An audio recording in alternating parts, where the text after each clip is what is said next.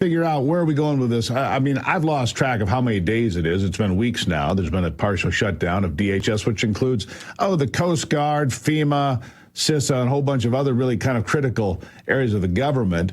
Where are we in the conversation?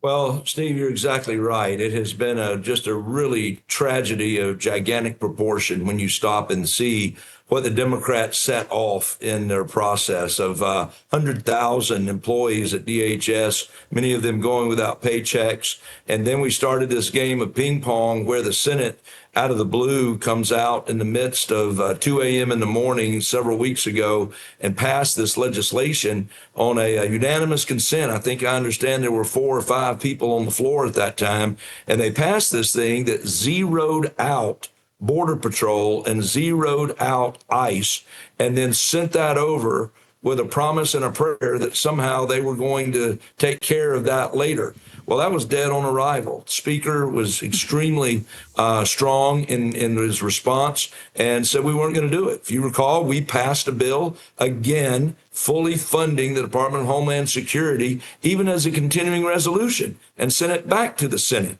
Well, they were already on their vacation, and so they could have, again, with unanimous consent, had the opportunity to pass that bill, and that would have been it. Could have gone to the president's desk, but they did not.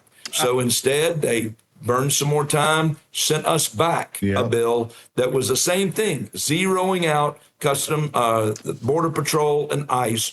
And basically, that's where we sit right now, with the promise that they were going to do a reconciliation because they've just surrendered to the fact that they can't get Democrats to join them, and they refuse to end the filibuster. And so as a result, we are now watching them play out in the Senate, where they're going to pass some form of a reconciliation 2.0 that will fund Border Patrol and fund ICE. They'll send that back to us. And for my money and for others like me, we can't see a universe where we will ever vote for something that zeroes out Border Patrol and zeroes out ICE. Just not going to happen. So they're going to have to pass reconciliation first, send it to us, and at best, maybe something happens simultaneously. But I got to tell you, it's not a perfect way to do it. There's a lot of people still concerned with this process, and we're just going to see where it plays out.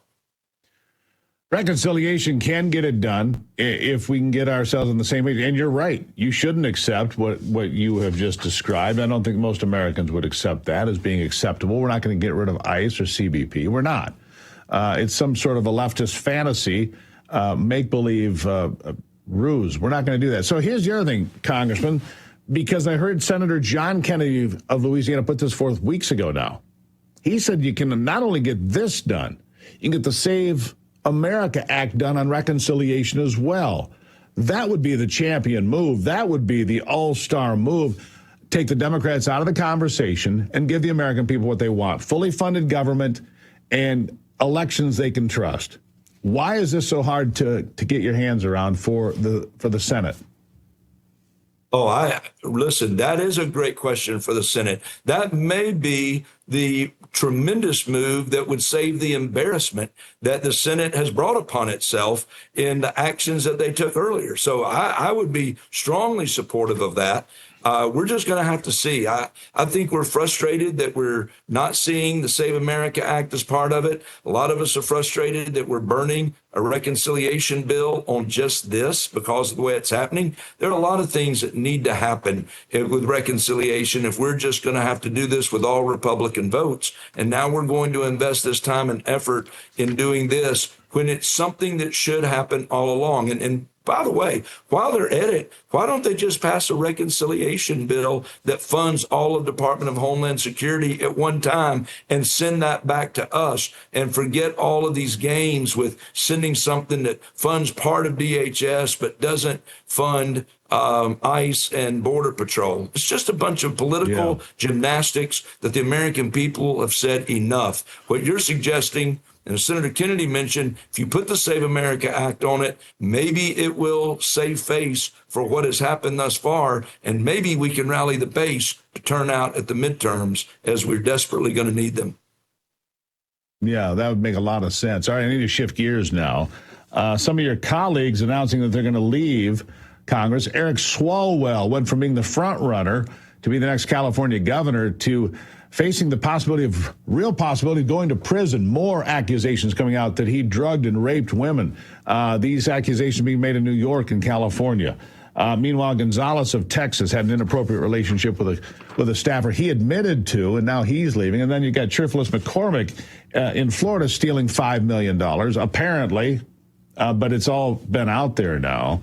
It's interesting to me. The Democrats say, yes, we need to throw Swalwell out, but only if Gonzalez goes as well. You see, and when I hear that, what I hear is, well, we don't really care as long as we don't lose a vote. An extra vote. I mean, am I jaded? Because that's what I hear when they say, oh, we'll throw Swalwell out, but only if we throw a Republican out, too.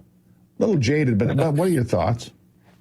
You're not jaded at all. That's the unfortunate environment in which we are operating right now. And it is very unfortunate. The reality is that we have certain standards that members of Congress are expected to uphold and to live out. And when you see these standards being handled the way that we have seen them with Mr. Swalwell, and for that matter, with Tony Gonzalez, but the bottom line is that we have got to be willing to have these situations investigated. They deserve to be fully prosecuted if a crime has been committed.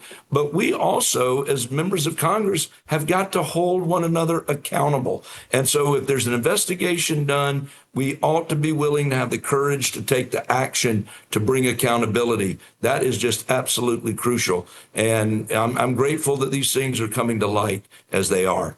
Yeah. The question for me and for others is, okay, so Swalwell says he's going to resign. When? That would be my question, because, look, there's an avalanche of bad press here. And the other person that's really being tangled up in this is the senator from Arizona, Ruben Gallegos. Say that again. Oh, okay. So I'm told that he did, in fact, did he resign today? Because if he did, I missed a program. He did announce his resignation, that it would be effective immediately. So, but listen, I do know that question had been out there with Gonzalez, and someone who was ready to issue a privileged motion gave him until 2:00 today to make his resignation effective immediately, or they were going to go ahead and file the privileged motion that would call for expulsion. Both of these guys were on the verge of being expelled, and I think that they took the action. I think the other case of the woman from Florida, I think her case is the ethics committee is set on April 21st to bring forth a report that will lay out what they are suggesting we do. And I think there's a lot of chatter that report will recommend that we expel her as well. Well, there you have it. Apparently, at least for today. It's not very often, but at least for today, Congressman, nobody is above the law. We'll see how it all plays out. Thank you for being here, as always. Thank you. Great to be with you, Steve.